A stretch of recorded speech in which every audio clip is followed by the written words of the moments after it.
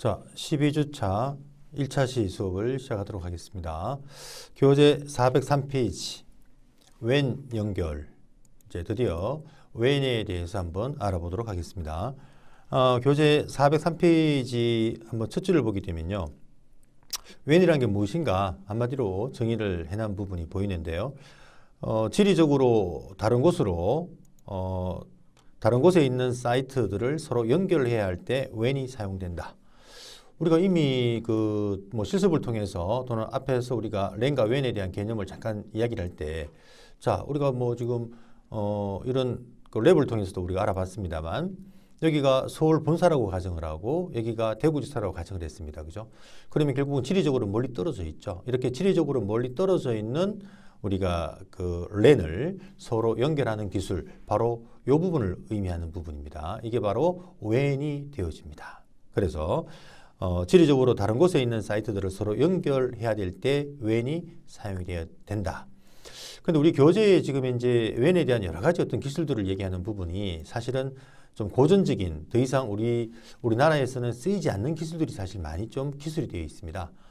앞에 우리가 첫 시간에 설명드린 것 같이 우리가 이 교재가 우리 국내 엔지니어들만을 위한 그런 교육 과정이 아니라 전 세계의 네트워크 엔지니어를 위한 교육 과정이다 보니까 아직도 좀 IT 기술이 좀 발전되지 못한 나라에서는 우리가 지금 이야기하는 5장의 이러한 웬 기술들, 즉 라우트를 이용해서 웬 연결들을 사실 많이 합니다. 우리 실습을 했습니다만은. 근데 실제 우리나라에서는 사실은 이렇게 지리적으로 멀리 떨어져 있는 우리가 이런 사이트들을 연결할 때 라우터를 지금 더 이상 쓰지 않아요. 지금 우리는 스위치라는 장비를 사용합니다. 밑에 이것도 보시게 되면 여기에 LCD 스위치, 여기에 지금 3560이라는 LCD 스위치가 있는데요. 여러 모델이 있겠습니다만 이런 스위치를 이용해서 대구도 이런 스위치, 그 다음에 서울도 이런 스위치, 이렇게 우리가 요즘은 이 L3 스위치, 즉 라우트 기능 가지고 있는 L3 스위치를 이용해서 우리 국내에서는 연결을 갖다가 합니다. 이런 부분도 제가 조금 시간이 좀 된다면 한번 이 라우터를 빼고 스위치를 이용해서 연결하는 것도 한번 똑같습니다. 연결하는 방법에 대한 부분도 한번 시연을 한번 할 수 있도록 한번 해보겠습니다. 자, 그래서 우리가 이 5장에서 말하는 웬 기술이 우리 국내에는 지금 더 이상 쓰이지 않는 기술들이 많다 보니까 제가 간략하게 좀 소개를 좀 하고요. 5장에서는 이제 구체적으로 우리 실습 랩에서 서울 본사와 대구지사 간의 이제 네트워크가 연결될 수 있는, 즉 라우팅, 정적 라우팅과 동적 라우팅에 대한 이야기를 좀 많이 할 수 있도록 해보겠습니다. 그래서 우리가 403페이지 여러 가지 웬 기술 이야기가 나오는 부분이 있는데 이거는 뒷부분에 우리가 차차 이야기를 한번 해보도록 하겠습니다. 자, 다음 페이지 404페이지 웬 기술, 그 다음에 404페이지 맨 밑에 보니까요. 웬이란 무엇인가? 그래서 우리가 웬은 지리적으로 랜의 범위를 벗어나서 운용되는 데이터 통신의 네트워크이다. 이렇게 설명하고 있는데 이게 참 좀 정의하기가 좀 그렇습니다만 웬이란 부분은 우리가 와이드 에어리어, 광역 에어리어 네트워크입니다. 그래서 이게 어느 정도 거리가 돼야지만이 웬이다 이렇게 표현하기는 좀 어렵습니다만 지리적으로 좀 멀리 떨어져 있는, 우리 학교 같은 경우도 사실은 좀 규모가 큰 우리가 네트워크이고 우리 학교에 여러 건물들이 존재하고 있죠. 그 건물과 건물 간에도 우리가 좀 떨어져 있지만 사실은 이런 우리 학교 캠퍼스 같은 경우는 우리가 웬이 아니라 랜 중에도 좀 규모가 큰 대규모 랜이라고 정의를 합니다. 그래서 보통 우리가 웬이란 것은 우리 실습을 통해서 알아본 것 같이, 그죠? 서울 본사 또는 대구지사 이렇게 아주 거리가 좀 지리적으로 멀리 떨어져 있는 이런 네트워크를 연결하는 기술을 웬이다 이렇게 생각을 하면 될 것 같습니다. 그래서 이 그림을 보게 되면요. 그래서 지금 요 왼쪽에 이게 지금 하나의 랜인데 이게 우리가 지금 그동안 실습을 한 분 보기 이게 본사가 되겠죠. 본사. 본사 네트워크가 될 것이고요. 우리 네트워크는 본사하고 원격지로 이루어져 있는데 이 원격지가 보시는 것 같이 브랜치 오피스가 지사, 이건 대구지사라고 볼 수 있겠죠. 그죠? 그 다음에 재택근무하는 우리가 홈 네트워킹, 그 다음에 이동 근무자, 이런 세 가지 요소가 우리가 원격지라고 얘기를 했습니다. 그래서 본사 중심으로 해서 이렇게 지리적으로 멀리 떨어져 있는, 여기도 하나 랜이죠. 이것도 랜이고 여기도 랜이고 사실 이동 근무자가 위치한 곳도 랜이 되겠죠. 그죠? 이렇게 우리가 지리적으로 멀리 떨어져 있는 랜과 랜을 여기도 랜이라고 봐야 되겠죠. 그죠? 이 랜과 랜을 연결하는 기술이 바로 웬이다. 물론 이 웬 기술은 사실 우리가 구현할 수가 없겠죠. 만약 여기가 본사가 서울이고 이게 대구라면 이 연결은 사실은 통신사업자, 대표적으로 우리가 인터넷 서비스 프로바이더 중에 KT나 뭐 SK 브로드밴드나 LG 플러스나 이런 어떤 통신사업자가 이 웬 연결을 사실은 해주게 되어집니다. 그럼 우리가 이런 통신사업자가 이 연결하는 웬의 기술들이 어떤 것들이 있었는지, 그리고 지금은 어떤 기술을, 물론 지금은 사실 인터넷이라는 서비스를 이용해서 이 웬 연결을 지금 하고 있습니다만은 인터넷 안에도 우리가 개인 우리가 이런 홈 네트워킹 연결하는 기술, 또는 우리가 그 본사 또는 지사 간 연결하는 어떤 그런 그 웬 기술이 조금은 다른 부분이 있습니다. 그래서 그런 부분에 대한 이야기를 한번 해보도록 하겠습니다. 그래서 우리 405페이지 그림 보게 되면요, 바로 이렇게 랜과 랜을 연결하는 이 지리적으로 멀리 떨어져 있는 요 사이에 우리가 네트워크를 우리는 웬이라고 한다라는 것을 좀 기억하시기 바랍니다. 406페이지 보게 되면요, 웬이 필요한 이유, 필요한 이유는 우리가 말할 필요 없잖아요. 이렇게 지리적으로 멀리 떨어져 있는 랜과 랜을 연결하기 위한 그런 어떤 부분들부터 해서 여러 가지 이야기가 지금 나와 있는데요. 406페이지 한번 읽어보시기 바랍니다. 그래서 이렇게 웬은 우리가 랜과 랜을 연결하는 기술이다. 이렇게 우리가 정의를 할 수가 있겠죠. 407페이지 그림을 잠깐 볼까요? 407페이지. 자, 마찬가지입니다. 이도 본사가 있고, 그죠? 그 다음에 아까 말씀드린 것 같이 원격 사무실도 있고, 그 다음에 지사도 있고요. 지사. 그 다음에 홈오피스, 재택근무자들, 이동근무자들. 아까와 똑같은 그림인데요. 그러니까 지금 구름 모양이죠. 예, 이게 본사가 서울이다. 예를 들어서 협력업체도 있고, 원격 사무실도 있고, 그죠? 또는 우리가 지역 지사도 있고요. 예, 이런 어떤 연결이 전부 다 이렇게 웬이라는 기술로 연결이 되어진다라는 것을 지금 요 구름이 결국은 지리적으로 멀리 떨어져 있는 네트워크를 연결하는 기술이니까 웬이라고 표현하는 부분이죠.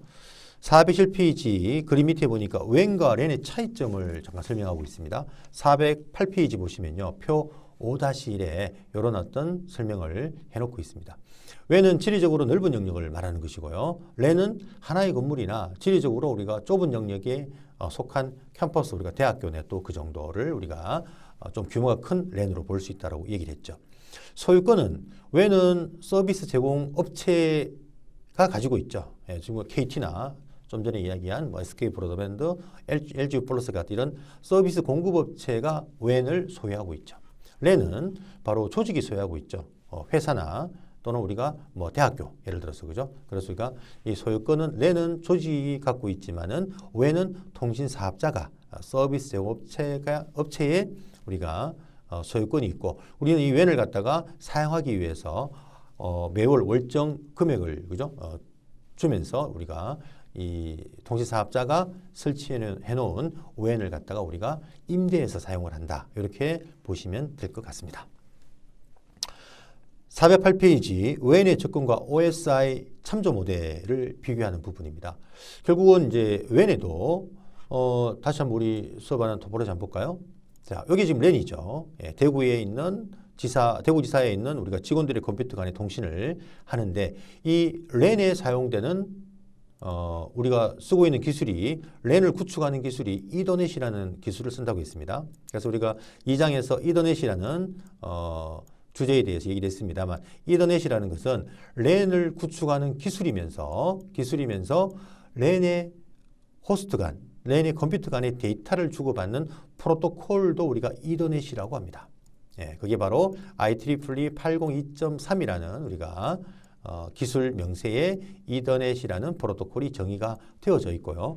그 다음에 우리가 또 그 랜에서 데이터를 갖다가 매체, 케이블에 접근시키는 방법이 CSMA, CD라는 이런 어떤 그죠? 접근 방법을 사용한다. 그래서 예전에는 이더넷이라고 하면은 802.3, 그 다음에 CSMA, CD 요 세 개의 어떤 단어가 항상 우리가 묶어서 우리가 표현을 했었습니다. 그러면 결국은 우리가 지금 쓰는 우리가 랜 구축 기술이 이더넷이고, 이 랜의 통신에 사용되는 프로토콜도 우리가 이더넷이라고 표현을 합니다. 이더넷은 우리가 최초 태어날 때 10Mbps로 태어났다고 했지 않습니까? 그죠? 네, 속도가 최초 상용화 된 것이 10Mbps였고요. 이 10M 속도를 향상시킨 게 그 다음에 뭐가 나왔죠? 100Mbps 속도가 나왔습니다. 그러니까 100메가를 뭐라고 부른다고 했죠? fast 이더넷. 예. 앞에다가 fast, 빠른 이더넷이라고 표현을 하고요. 그 다음 100메가보다 더 빠른 이더넷을 지금 우리가 쓰고 있는 게 바로 1000메가bps. 그러한 속도의 이더넷을 우리는 기가빗 이더넷이라고 우리가 표현을 합니다. 그래서 속도에 따라서 우리가 이더넷, 10메가는 100메가는 fast 이더넷. 그 다음에 1000메가는 기가빗 이더넷이라고 우리가 표현을 하고요. 이 인터페이스도 그렇게 속도에 따라서 그렇게 표현이 되어진다는 것을 좀 기억했으면 좋겠습니다. 자, 다시 돌아가서 우리가 랜의 통신에 사용되는 프로토콜이 이더넷이다. 그러면 웬에, 즉 대구 라우터와 서울 라우터 간의 데이터가 이렇게 왔다 갔다 해야 될 거 아닙니까? 그죠? 그러면 지금 바로 요 구간이 웬 구간이라고 이야기를 했고요. 여기다 사실은 요런 우리가 구름 하나 얹는 게 사실은 좀 좋을 것 같습니다. 밑에 보시면 여기에 구름을 하나 좀 얹은다면 웬의 그림이 이런 게 그죠? 이렇게 이게 바로 통신사업자. 여기 지금 웬이죠? 웬. 여기 요 지금 구간은 서울과 대구의 어떤 연결하는 이 케이블은 통신사업자가 이미 구축을 해놨죠. 그래서 우리는 요 회선을 갖다 우리는 임대해서 사용할 뿐이다. 그래서 거기다가 KT라고 한번 적어볼까요? KT ISP 이렇게 인터넷 서비스 프로바이더 이렇게 한번 적어보겠습니다. 자, 이게 바로 웬이죠. 웬 자체가. 그럼 이 웬 구간에 요 구간에도 서로 데이터가 왔다 갔다 해야 됩니다. 그럼 웬 구간의 데이터를 주고받는데 사용되는 또 프로토콜이 존재해야 됩니다. 이게 바로 2계층 프로토콜. 이더넷도 레이어 2 2계층 프로토콜입니다. 2계층 프로토콜. 그다음 여기도 지금 마찬가지입니다. 웬 구간 여기도 데이터를 주고받는데 사용되는 프로토콜이 바로 레이어 2 2계층 프로토콜이 사용되는데 그 프로토콜이 우리 교재에 408페이지 보면은 프레임 릴레이, ATM, HDLC. 결국은 우리 교회에서 말하는 것은 랜이라는 이더넷 기술도 레이어 1과 물리적 계층과 데이터 링크 계층, 이 두 개 계층에서 동작하는 게 이더넷입니다. 랜은 결국은 여기 통신은 1, 2 계층에서 사실 다 관여하거든요. 웬 구간도 레이어 1과 레이어 2 기술에서 이 데이터를 주고받는 부분이란 이야기죠. 그래서 다시 우리가 교재 그림 보게 되면요. 1, 2계층에 지금 박스가 지금 보이고 있고 그 박스에 보게 되면 2계층, 데이터 링크 계층에 존재하는 프로토콜이 뭐 프레임 릴레이, ATM, HDLC 이런 것들이 지금 보이고 있습니다. 그죠? 자, 그래서 우리가 랜의 통신용 프로토콜이 이더넷이라는 프로토콜이 존재하듯이 웬의 데이터를 주고받는데도 우리가 프로토콜이 필요하더라. 그 프로토콜이 바로 408페이지의 그 그림, 아랫단 그림에 보이는 그 내용인데요. 다시 한번 보도록 할까요? 자, 이 부분입니다. 프레임 릴레이. 여기 바로 레이어 2. 웬의 데이터를 주고받는데 사용되는 프로토콜 종류가 이거 지금 안 씁니다. 프레임 릴레이. ATM도 안 씁니다. HDLC도 있고 표준 프로토콜이 PPP라는 게 있습니다. 하나 한번 적으려면 이렇게 적을 수가 있고요. 즉, 요 웬 2계층, 웬 구간에 우리 대구와 서울의 웬 구간에 우리가 데이터를 주고받는 프로토콜이 사실은 HDLC는 시스코에서 요 표준도 있습니다. 이걸 좀 수정을 해서 확장해서 시스코에서 우리가 이 프로토콜을 갖다가 지금 쓰고 있고요. 시스코 라우터들이 PPP는 표준 프로토콜입니다. 즉, 웬 프로토콜의 표준 프로토콜은 PPP, 그 다음에 시스코 전용이 HDLC 이런 것들이 사용되어진다. 이렇게 이해를 좀 하시면 될 것 같습니다.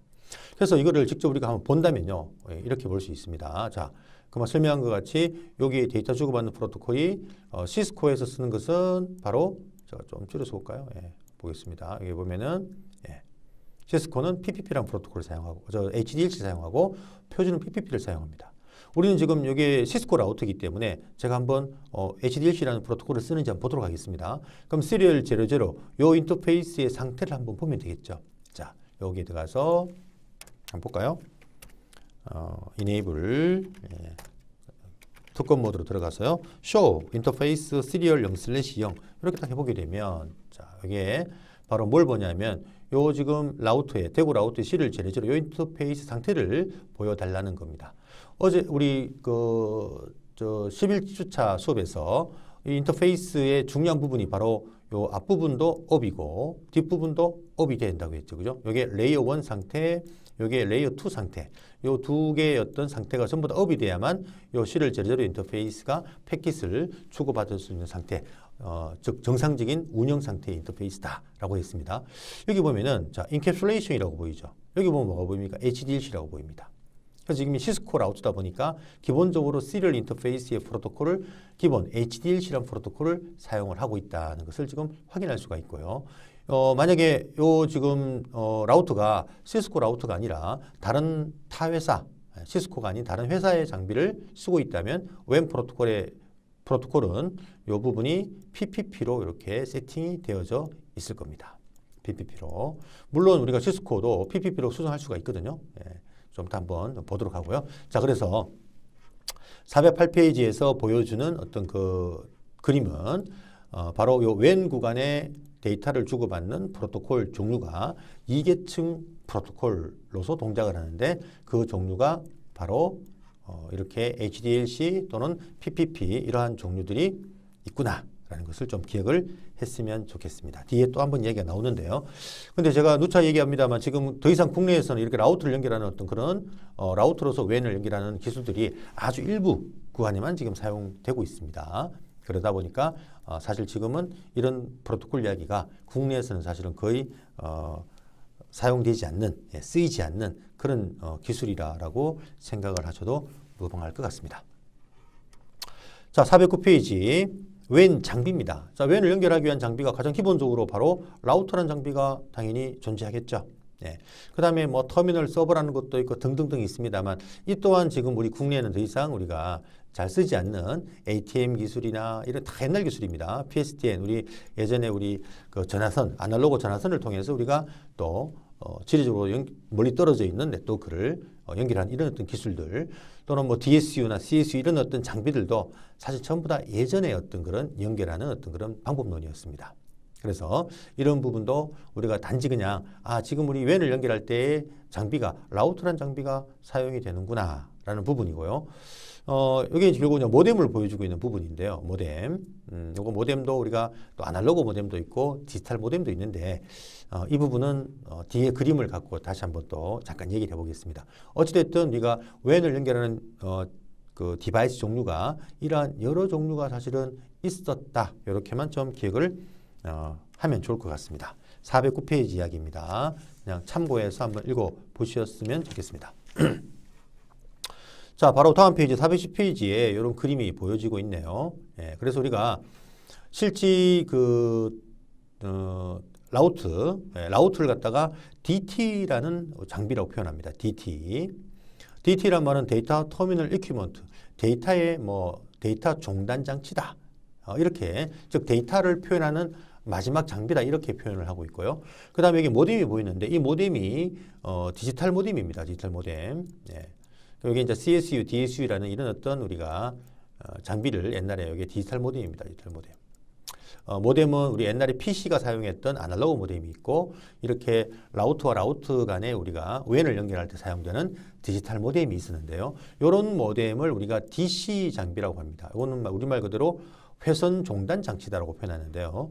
요 라우터하고 요 부분이 우리가 이런 V.3호라는 우리가 케이블 우측 페이지 411페이지 보면 그림이 잠깐 보이네요. 이런 케이블로 연결이 되어져야 되는데 이렇게 자, 요거를 이렇게 한번 제가 표현해 보겠습니다. 요 그림으로요.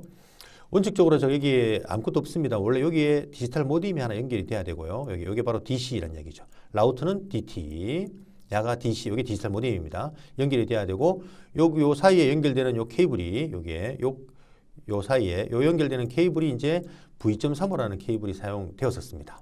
V.3호라는 거.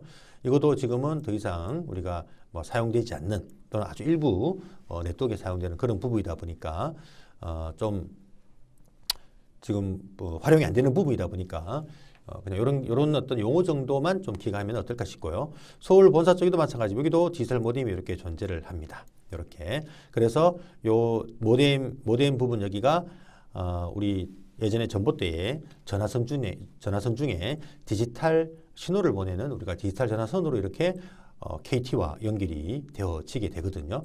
그래서 이 부분도 이제 옛날 이야기입니다. 하지만 제가 이 부분을 잠깐 우리가 구글링해서 옛날에 사용되는 장비였지만 한번 잠깐 볼까요? 여기 우리가 검색해서 이런 그 FDSU 뭐 멈춰볼까 예를 들어서요. 예. 이런 장비의 이미지를 딱 누르게 되면요. 뭐 DSU도 마찬가지입니다. 이런 장비들이 보이죠. 이런 장비들이 바로 디지털 모뎀입니다. 여기에 좀 더 여기 보이네요. 이런 장비. 그래서 지금 요 그림이 우리가 좀 단적으로 우리가 예전에 사용되는 네트워크를 보여주는 그림인데 조금 그림이 좀 크게 한번 해서 보면요. 이렇습니다. 자, 여기 지금 라우터고요. 예, 라우터고 여기 보면은 여기 V.35 케이블이라는 이야기죠. 그다음 여기 바로 CSU, DSU라는 여기 DC 장비입니다. 그다음 여기에 지금 잘 안 보입니다만 요 선이 바로 뭐 요게 뭔가 하면은 우리 전봇대에 연결되는 우리가 디지털 전화선으로 우리가 연결이 되어져 있고요. 요게 랜 포트거든요. 요게 랜 포트고 여기 웬 포트입니다. 여기 우리가 지금 수업할 때 시리얼 뭐 00라는 인터페이스고요. 요 인터페이스가 그다음에 요게 바로 Fast Ethernet 00라는 인터페이스입니다. 제로 인터페이스. 그럼 예를 들어서 지금 여기에 안 보이지만 여기 스위치가 연결되어 있겠죠? 연결되어 있고 이 스위치 밑에 이제 우리가 PC들, 랜이 만들어져 있을 겁니다. 그럼 이 PC들이 데이터를 딱 보내게 되면 스위치를 통해서 라우터에 나의 게이트웨이죠. 요 랜 인터페이스로 패킷 들어오게 되면 라우팅 테이블을 참조해서 어디로 요 시리얼, 요 케이블로 V.35 케이블로 데이터를 보냅니다. 그럼 여기에 디지털 모뎀인 여기 아까 DC라고 했죠, 그죠? DC, 요 DC 장비로 데이터가 가게 되면은 이렇게 그죠? 가게 들어오게 되겠죠? 그러면 요 장비가 요 우리 전봇대 연결된 우리가 전화선으로 열로 보내서 우리가 왼쪽으로 다른 네트워크로 다른 지역으로 이제 패킷을 보낼 수 있는 이렇게 우리가 연결을 합니다. 근데 우리 이제 더 이상 우리 국내에는 이런 그 라우터를 이용해서 웬 연결을 하지 않는다는 얘기죠. 왜냐? 디지털 전화선 요 장비가 요 DC라는 요 디지털 모뎀이 낼 수 있는 속도가 한계가 있습니다. 2Mbps밖에 속도를 못 내요. 2048 bps를 2.04 Mbps밖에 속도를 못 냅니다. 그러다 보니까 지금 우리는 1000M 속도를 내지 않습니까? 그래서 이런 라우터는 속도에 우리가 한계가 있습니다. 네, 우리 전화선을 이용하다 보니까 그래서 지금은 이런 전화선이 아니라 광 케이블을 이용한 고속 전송, 즉 기가빗 이더넷 속도를 내기 위해서는 이제 라우터가 아니고 스위치를 이용을 갖다가 지금 한다는 이야기죠. 그래서 지금은 말씀드린 것 같이 지금은 더 이상 라우터가 아니라 스위치를 이용해서 그죠? 여기에 스위치와 스위치 연결되는 케이블이 바로 광 케이블입니다. 광 케이블. 우리 여기 보게 되면은 우리 지금 패킷 트레이스도 보면 요게 지금 주황색이 보면 밑에 5라고 지금 보이나요? 5. 네, 여기 바로 광 케이블을 의미하죠. 5 보시게 되면요. 그래서 스위치와 스위치는 우리가 광 케이블을 연결해서 우리가 지리적으로 멀리 떨어진 웬을 지금 이제 연결을 하고 있습니다. 자, 그래서 자꾸 반복되는 이야기입니다만 더 이상 자, 여기 지금 라우터가 있고 금방 보여드린 디지털 모뎀이죠. 요 연결하는 케이블 좀 전에 그림으로 봤습니다만 여기 바로 V.35라는 이런 케이블을 사용해서 연결을 하고요. 요 지금 모뎀 요 뒤편에 우리 네 가닥의 송신 플러스 마이너스, 수신 플러스 마이너스 네 가닥에 우리가 옥외선을 이용해서 우리 전봇대에 연결되는 디지털 전화선으로 우리가 데이터를 보내게 되는 이런 연결을 예전에 했었습니다. 자, 그래서 411페이지, 410페이지, 11페이지는 이런 게 있었구나라는 정도만 좀 기억을 좀 하시기 바라고요. 여러분이 지금 실무에 필드를 가더라도 이런 걸 볼 수 있는 데가 좀 한정적입니다. 아직도 광 케이블이 깔리지 않은 곳은 우리 그 군대 가면은 저 산악 지역 같은 데 있겠죠, 그죠? 예, 그런 데는 아직도 이제 이 전화선을 이용해서 전봇대 전화선을 이용해서 부대와 부대를 연결할 수 있는 그런 어떤 연결을 해야 되거든요. 그런 경우는 이런 라우트가 아직도 존재할 수가 있습니다. 하지만 일반적으로 우리가 이런 뭐 도시 지역이나 또는 이런 그 대부분의 지역은 라우터를 쓰지 않는 스위치를 이용한 연결을 하고 있다. 이렇게 이해를 하기 바랍니다. 자, 412페이지 웬에서의 라우터 역할. 자, 이거는 뭐 더 이상 우리가 얘기할 필요가 없잖아요. 라우터는 결국은 이렇게 지리적으로 멀리 떨어져 있는 우리가 랜과 랜을 연결하기 위해서 경로 결정을 하는 장비고 그 경로 결정하기 위해서 라우터는 라우팅 테이블을 우리가 가졌었죠. 그죠? 예, 그 라우팅 테이블 이야기를 오늘 이제 또 12주차 수업에서 또 우리가 얘기를 해봐야 되겠습니다만 자, 그래서 라우터 역할은 뭐 우리가 얘기할 필요 없이 랜과 랜을 연결하는 그 라우터는 사실상 이렇게 요 인터페이스가 바로 Fast Ethernet 우리가 랜 인터페이스입니다. 요 랜 인터페이스로 우리가 랜을 구축하게 되고요. 그 다음에 이렇게 서로 지리적으로 떨어진 랜과 랜을 연결하는 바로 이게 바로 WAN 인터페이스죠. 자, WAN 인터페이스로 이렇게 지리적으로 멀리 떨어져 있는 랜과 랜을 연결하는 역할을 하는 것이 바로 라우터의 역할이다. 이런 것이 412페이지에 설명이 되어져 있습니다. 자, 그 다음에 413페이지 보니까요. 그림 밑에 WAN 데이터 링크 계층의 프로토콜. 자, 아까 우리가 OSI 7A 이 계층을 봤습니다만 좀 전에 설명드린 그런 프로토콜이 보입니다. ATM, 지금 우리 국내 옛날에 교육망에 많이 쓰였는데요. 지금 사실 거의 쓰이지 않고요. 프레임 릴레이도 우리 국내는 사실은 그렇게 많이 쓰이지 않았습니다. 프레임 릴레이는 저 외국에 그 땅이 넓은 나라, 뭐 미국이나 카나다나 또는 중국, 뭐 호주 이런 땅이 넓은 나라에서 프레임 릴레이 서비스가 많이 이루어졌었는데요. 우리 국내는 아주 일부가 사용되었고요. 지금은 이런 서비스들이 없습니다. 그 다음에 우리가 라우터와 라우터를 직접적으로 연결하는 부분을 나중에 우리가 전용선이라는 용어가 나올 텐데요. 그 전용선 서비스에 WAN 서비스에 사용되는 프로토콜이 시스코가 쓰는 것이 HDLC고 표준 프로토콜이 PPP 이런 프로토콜이 이제 WAN 구간에 데이터를 갖다가 송신, 수신하는 데 사용되는 우리가 이계층 프로토콜이 요런 프로토콜이 사용이 되었었다. 하지만 예전에 우리 ATM 기술이나 프레임 릴레이 기술에도 이런 프레임 릴레이나 ATM이라는 것이 또 이계층 데이터 링크 계층 프로토콜로 사용이 된 적이 있었다. 이렇게만 좀 기억을 했으면 좋겠습니다. 414페이지 WAN 통신 링크 옵션이네요. 자, 우리가 다시 또 우리 이 그림을 잠깐 볼까요? 자꾸 반복되는 이야기입니다만 우리가 쓰는 랜 기술이 뭐라고 했죠? 바로 대구의 랜과 서울 본사의 랜을 구축하는 기술은 이더넷입니다. 그러면 랜을 구축하는 기술이 이더넷밖에 없느냐? 아닙니다. 예전에 이더넷 말고도 뭐 FDDI라는 것도 있었고 또는 맥킨토시 컴퓨터들을 애플 컴퓨터를 연결하는 우리가 랜 기술은 애플토크라는 것도 있었고요. 그 다음에 뭐 아크넷 뭐 등등 여러 가지 우리가 뭐 토큰링 여러 가지 기술이 있었습니다. 근데 지금은 사실은 랜 구축하는 기술이 이더넷이라는 기술로 사실은 뭐 통일이 되었다고 해야 되나요? 하나로 지금 뭐 좀 규합이 좀 돼버렸습니다. 이렇게 랜을 구축하는 기술이 여러 가지 기술이 있듯이 WAN을 구축하는 기술, 즉 서울 본사와 대구지사를 연결하는 이 WAN 기술도 여러 가지가 있었습니다. 네. 지금도 마찬가지입니다만 그래서 이 WAN을 연결하는 기술이 어떤 종류가 있느냐 바로 이런 기술이 있었네요. 가장 많이 사용했던 기술이 사실은 우리가 본지사를 연결할 때 전용 회선이라는 전용 회선을 많이 사용했습니다. 임대 회선, 리스라인이라고 표현하는데요.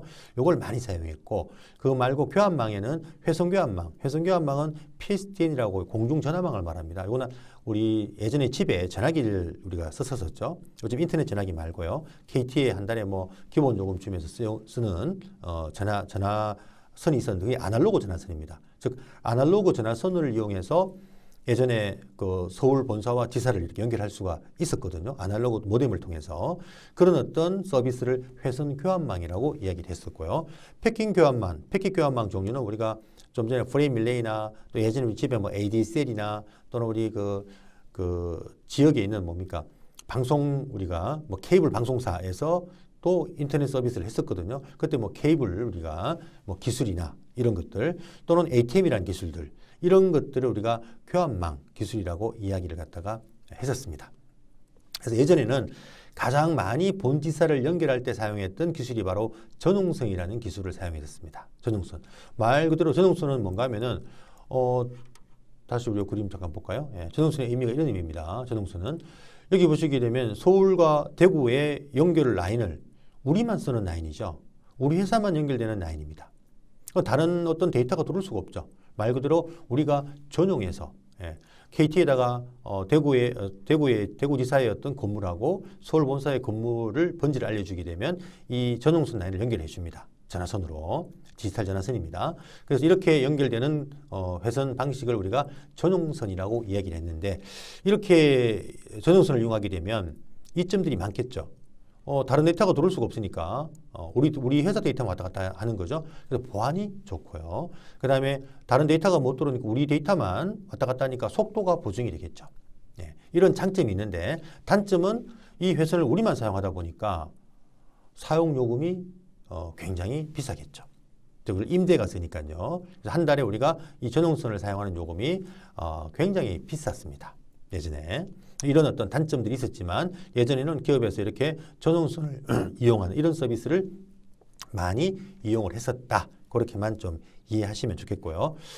비용적으로 부담이 되는 어떤 그런 경우에는 이제 이런 회선교환망, 아날로그 전화선을 이용해서 요거는 쓰는 만큼 요금을 내거든요. 전용선은 우리가 한 달에 정액을 딱 한 달에 뭐 몇백만 원 이렇게 금액을 정해서 사용을 갖다가 했었고요.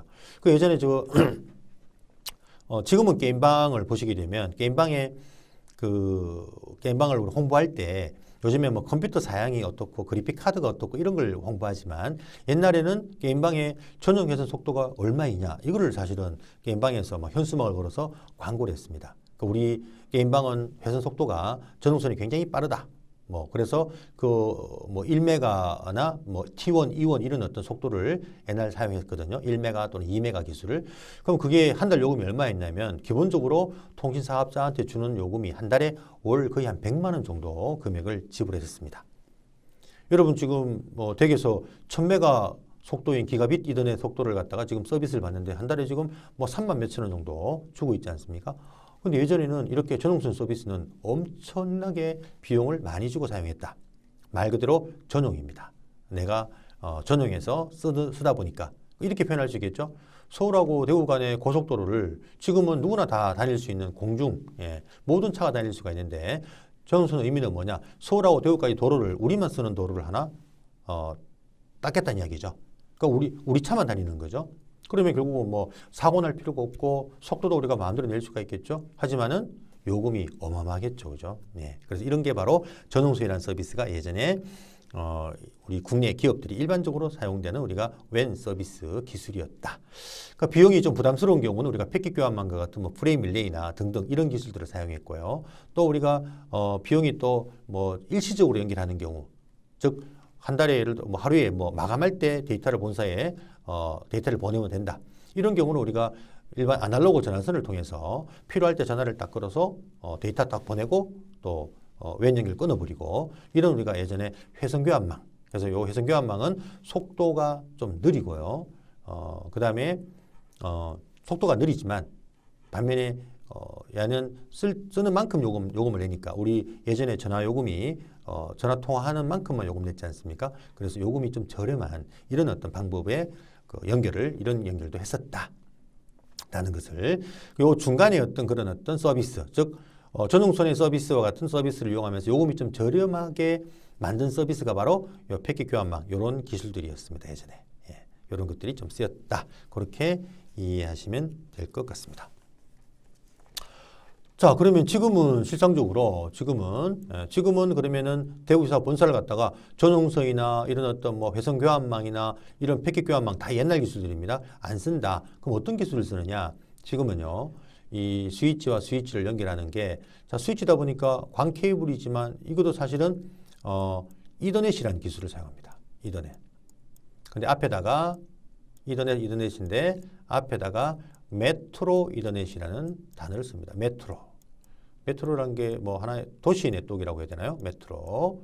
지금은 이더넷이라는 기술이 사실은 랜 기술이었죠. 랜 기술인데 지금은 이렇게 웬 기술까지 확장이 되어 버렸습니다. 왜? 속도가 빠르고 그 다음에 뭐 안정성도 보장이 되다 보니까 지금은 또 스위치를 이용해서 연결하다 보니까 이렇게 광 케이블을 통해서 메트로 이더넷 기술을 이용해서 지금 이렇게 연결을 하고 있다라고 보시면은 될 것 같습니다. 일반적인 어떤 기업에 지금 연결하는 기술이 이렇게 메트로 이더넷 기술로 연결합니다. 물론 이것이 이제 지금 인터넷이라는 우리가 통칭 인터넷이라는 라인으로 연결되지만 그거를 기업에서 인터넷 서비스를 요청할 때는 이렇게 메트로 이더넷이라는 이런 어떤 서비스를 요청을 하게 됩니다.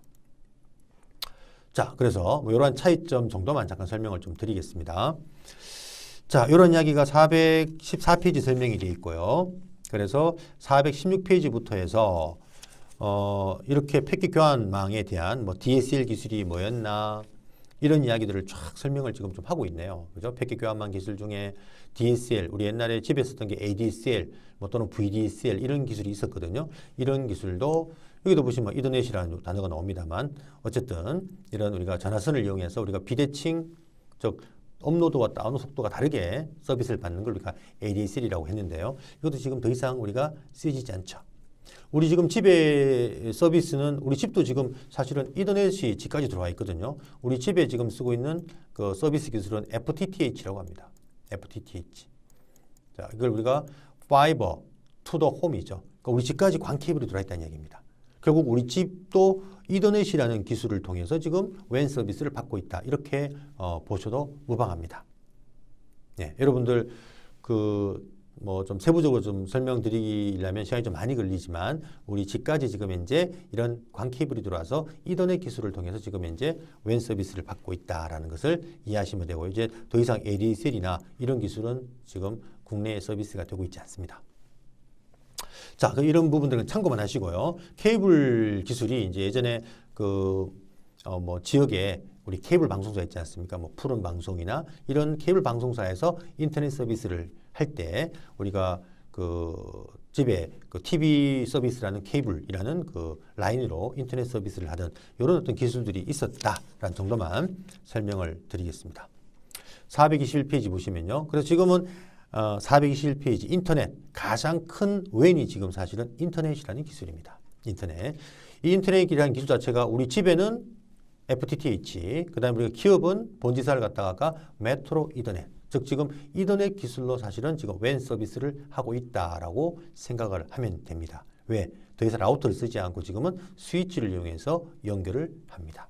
그렇게 연결되어진 부분 자체가 지금은 인터넷이라는 어떤 그런 큰 네트워크에 다 포함이 되어져 있다라고 생각을 하면 될 것 같습니다.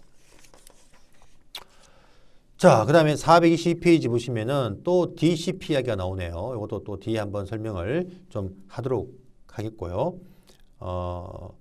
이미 우리가 DCP 서비스를 받기 위해서, 그죠? 즉, 우리 PC IP가 자동 할당 받기 위해서 서울의 요 서버를 DHCP 서버로 우리가 한번 세팅해 봤지 않습니까? 그죠? 여기서 또 말하는 것은 이제 11주차에서 얘기한 것 같이 이 라우터에서 우리가 IP를 요 밑에 있는 PC들한테 자동 할당하기 위해서 라우터를 DHCP 서버로 어떻게 만들 것인가 이런 이야기를 또 한번 이야기를 좀 하려고 합니다.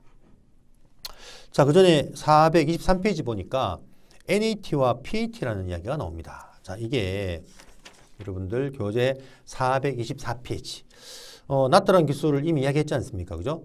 말 그대로 주소를, 네트워크 주소를, 네트워크 주소라는 게 IP를 말하는 거죠, IP.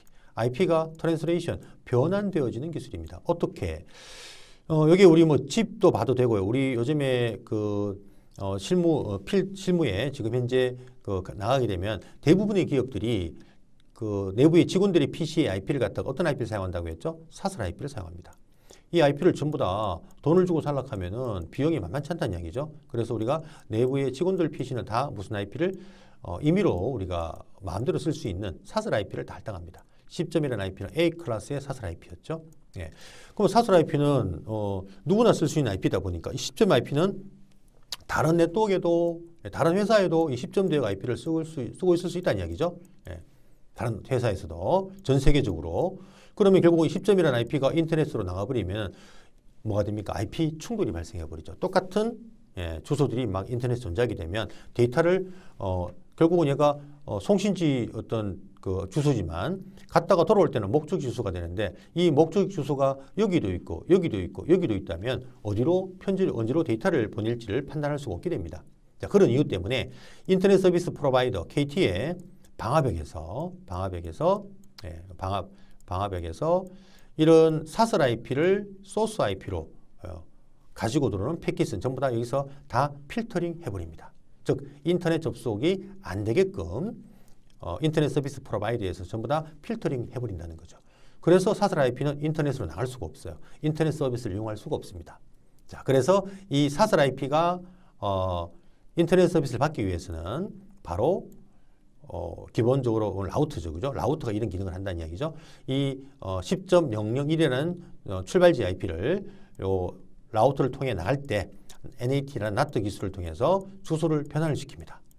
바로 돈을 주고 구입한 공인 IP로. 네. 그럼 결론적으로 내부에서는 이 IP가 사용되지만 인터넷으로 나갈 때는 이 IP로 출발지 IP가 변환이 되어집니다. 10.001은 이 IP로 변환이 되어 있네요. 그 다음에 10.00 이번에 사설 IP는 또 요 IP로 지금 현재 변환이 되어버렸습니다.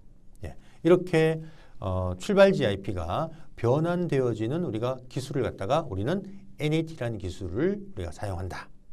그래서 우리 집에 지금 여러분들 집에 컴퓨터 IP가 사설 IP 아닙니까? 이 사설 IP가 인터넷 접근이 불가능한데 우리 집은 인터넷 서비스를 이용하고 있죠.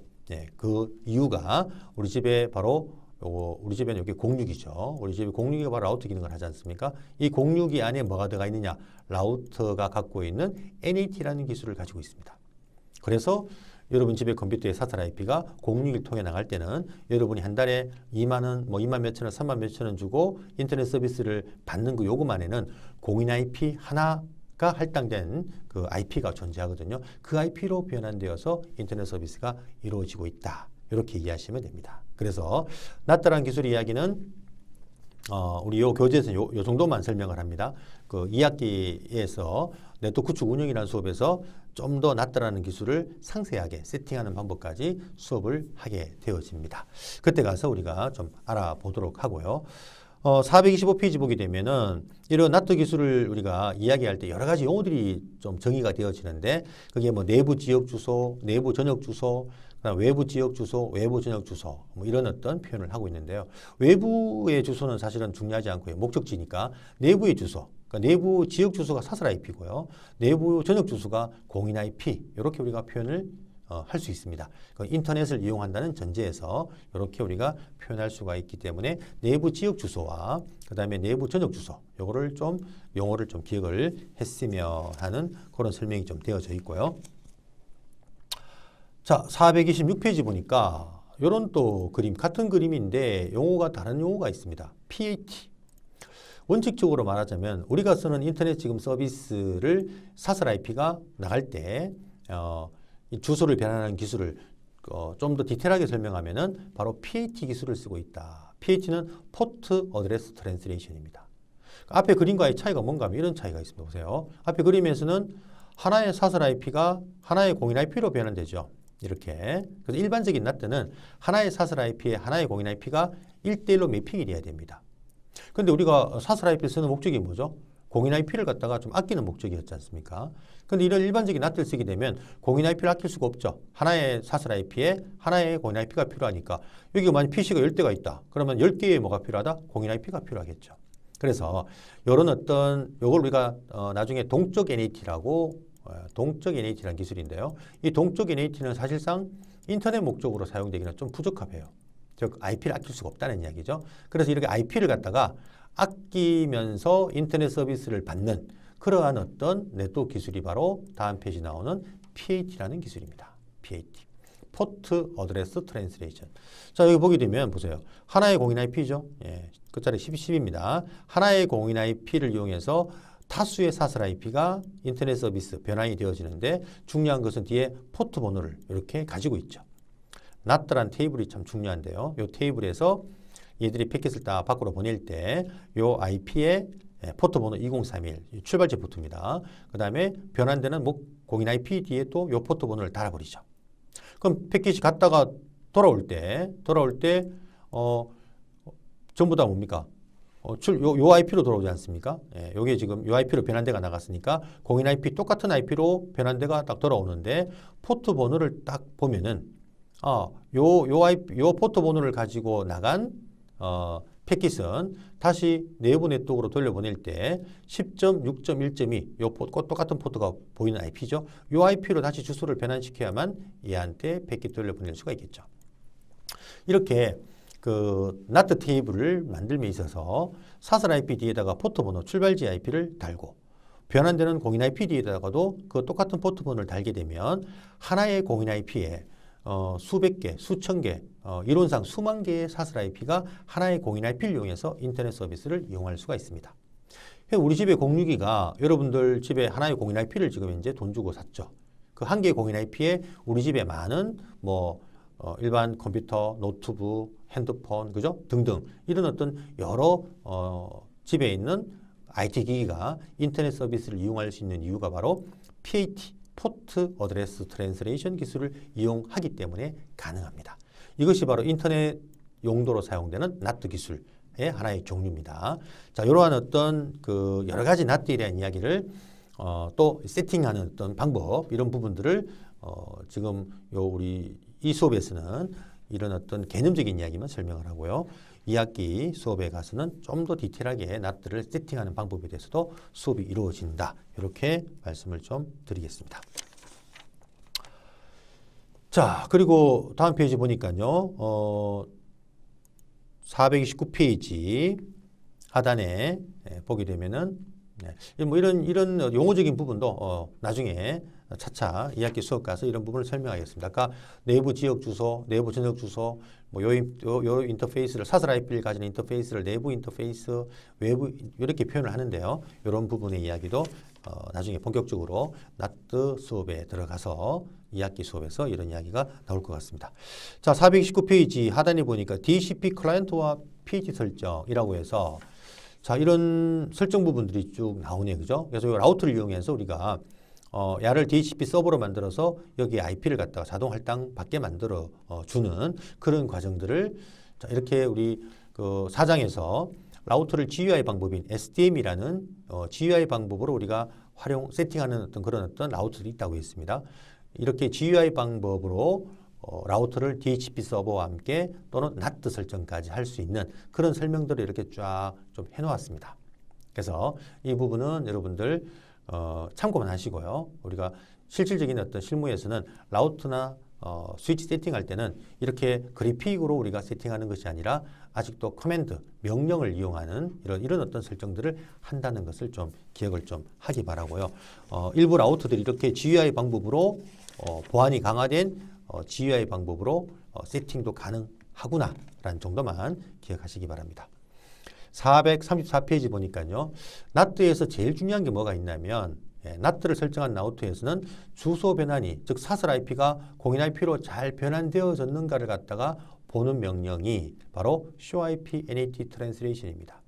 이게 바로 사설 IP고요. 이게 공인 IP라고 지금 얘를 지금 보여주고 있는 겁니다. 그래서 이 사설 IP가 외부로 나갈 때 이 IP로 잘 변환되었다라는 것을 이런 명령을 통해서 나트 테이블에 여기 딱 보이게 되면 아, 주소 변환이 잘 되었구나. 이렇게 판단할 수가 있고요.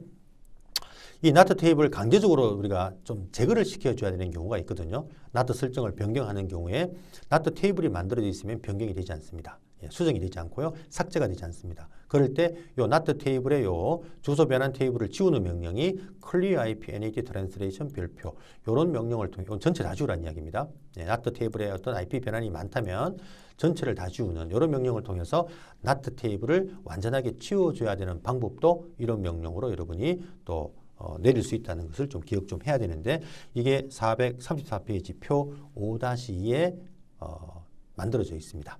이것도 우리가 사실은 실질적으로 세팅을 해보는 부분들은 이번 우리 그 1학기에서는 이런 어떤 세팅을 해보지 않고 2학기 네트워크 구축 운영이라는 수업에서 이런 설정들을 해볼 것이다. 이런 말씀을 좀 드리겠습니다. 자, 이렇게 해서 우리가 그 12주차 1차시 수업은 여기까지 하고요. 2차시 수업에서는 이제 본격적으로 435페이지 정적 라우팅, 즉 라우팅 방법 중에 관리자가 직접 경로를 설정하는 방법에 대해서 한번 명령을 알아보고요. 그 다음에 한번 실습을 통해서 진짜 대구와 우리 서울 간에 패킷이 왔다 갔다 할 수 있도록 하는 라우팅 설정을 한번 해보도록 하겠습니다. 자, 잠시 쉬었다가 2차지 수업을 진행하도록 하겠습니다.